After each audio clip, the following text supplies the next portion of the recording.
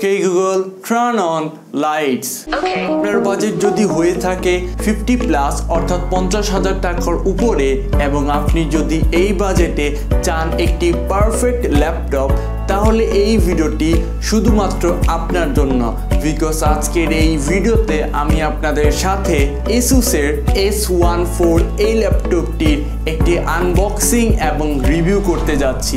এই ল্যাপটপটি এক্স্যাক্টলি কেমন, কি স্পেসিফিকেশন, কিনলে কি ভালো হবে নাকি হবে না, এটসেট্রা সকল বিষয় সম্পর্কে কথা বলবো। So hey guys, it's me Abrar Fardin and you are watching A Production YouTube channel. Let's begin.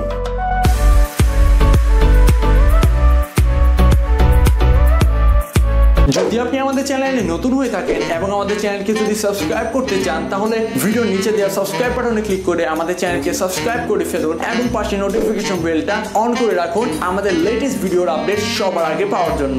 Welcome back guys. এই ল্যাপটপটির সাথে আপনারা ফার্স্টে একটি পলি ব্যাগ পাবেন যেটাতে আপনি আপনার ল্যাপটপটাকে ক্যারি করতে পারেন। তারপর আমি এটি রায়ান কম্পিউটার থেকে কিনেছি, সেই রিসিপ্টটা এখানে দেখাচ্ছে। এছাড়া পাবেন একটি ইউজার গাইড,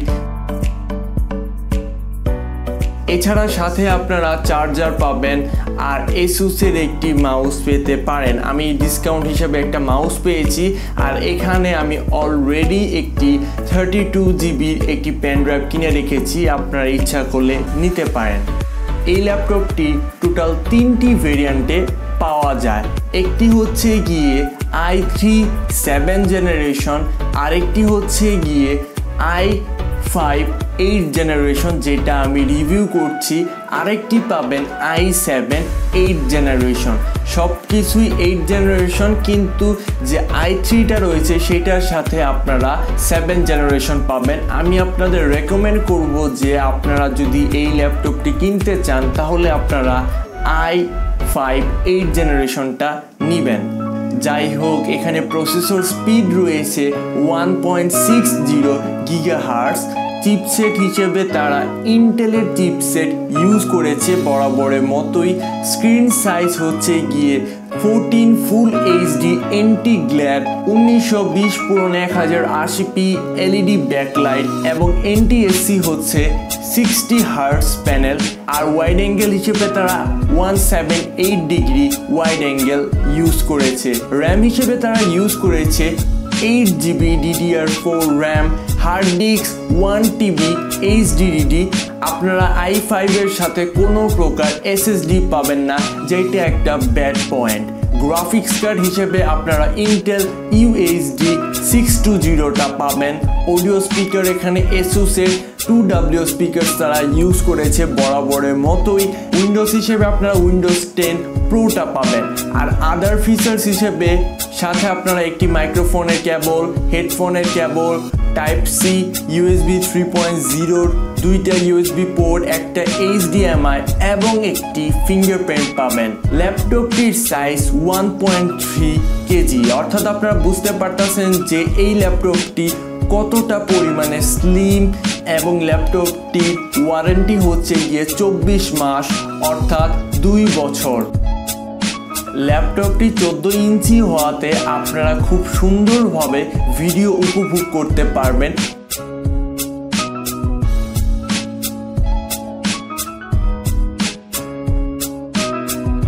ল্যাপটপটিতে টাইপ করার সময় একটি বিরক্তিকর সাউন্ড আপনারা শুনতে পারবেন। আমি জানি না কেন এরকম একটি অ্যানোয়িং সাউন্ড শোনা যায়, তবে আপনি অভ্যস্ত হয়ে যাবেন যদি 10-15 দিন এই ল্যাপটপটি ইউজ করেন। এছাড়া এখানে যে জেস্টার ইউজ করা হয়েছে মাউস পয়েন্টার হিসেবে সেটি তেমন একটি স্মুথ না। সো দ্যাটস ওয়াই যখন আপনারা দুইটা ফিঙ্গার বা একটা ফিঙ্গার দিয়ে এটি কন্ট্রোল করতে যাবেন মাঝে মাঝে একটু ইস্যু ফেস করতে পারে। এছাড়া কিবোর্ডে ইউজ করা হয়েছে লাইট, যার ফলে রাতের বেলায় আপনারা ব্রাইটনেস আপ ডাউন করে ব্যবহার করতে পারবেন। ল্যাপটপটিতে ফিঙ্গারপ্রিন্ট ইউজ করা হয়েছে, সো দ্যাটস ওয়াই আপনারা আরও বেশি সিকিউরিটি পাবেন এবং এই ল্যাপটপটির ফিঙ্গারপ্রিন্টও যথেষ্ট ফাস্ট এবং অ্যাকুরেট ছিল। ল্যাপটপটি উপরের পার্টে আপনারা ASUS-এর একটি ব্র্যান্ডিং দেখতে পারবেন।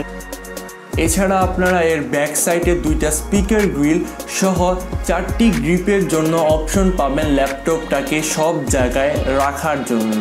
সো এখন আমি আপনাদের এই ল্যাপটপের সাউন্ড টেস্টটা শোনাচ্ছি।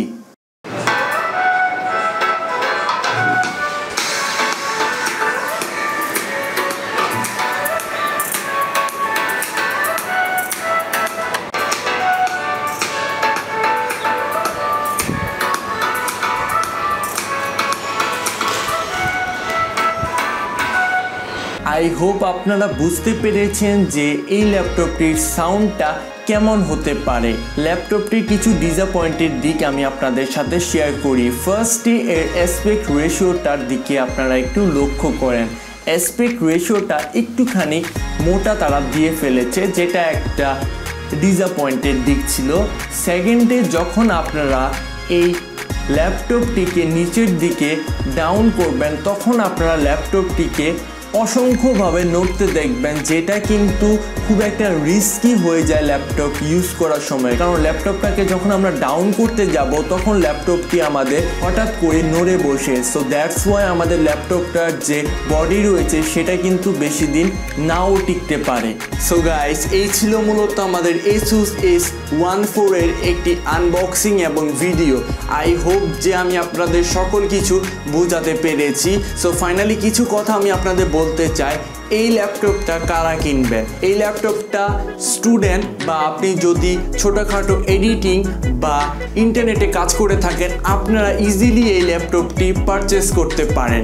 আর যদি আপনারা হেভি লেভেলের গেমার হয়ে থাকেন তাহলে এক কথায় এই ল্যাপটপটি আপনার জন্য না, বিকজ এই ল্যাপটপটির পাওয়ার কুলার সিস্টেম তেমন একটি ভালো না।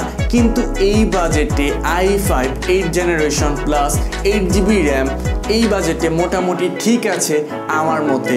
সো ফাইনালি আরেকটা রিকোয়েস্ট রাখবো, সেটা হচ্ছে গিয়ে প্লিজ এই ভিডিওটা লাইক করবেন, শেয়ার করবেন আপনাদের ফ্রেন্ডসদের সাথে। চ্যানেলে নতুন হলে প্লিজ ভিডিও নিচে দেওয়া সাবস্ক্রাইব বাটনে ক্লিক করে সাবস্ক্রাইব করে ফেলুন এবং পাশে নোটিফিকেশন বেলটি অন করে রাখুন। দেখা হবে নেক্সট কোনো ভিডিওতে। So still take care and I will see you guys in the next video.